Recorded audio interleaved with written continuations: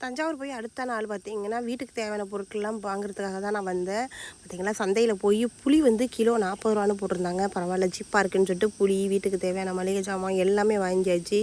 மிளகா, மல்லி, மிளகு எல்லாமே ஓரளவுக்கு இங்கே விலை கம்மி. வேளாங்கண்ணியை கம்பேர் பண்ணுற போது ரேஷன் அரிசி எல்லாமே வாங்கிட்டோம். வாங்கிட்டு பார்த்தீங்கன்னா, அவர் திருச்சியில் மீட்டிங் அப்படிங்கிறதுனால திருச்சிக்கு போயிட்டாரு. நான் என்ன பண்ணேன், காலையில் எழுந்திரிச்சு அதுக்கு பிறகு குளிச்சுட்டு வந்தேன். வர வழியில் பார்த்தீங்கன்னா, இங்கே முந்திரி பழம் கூட ரோட்டில் விற்றுக்கிட்டு இருந்தாங்க. நல்லா இருந்தது.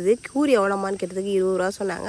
அடுத்ததாக ஆப்போசிட்டில் இருக்கிற குறிஞ்சி ஷாப்பிங் போயிட்டேன். அப்புறம் கொஞ்சம் பசிக்கிற மாதிரி இருந்தது.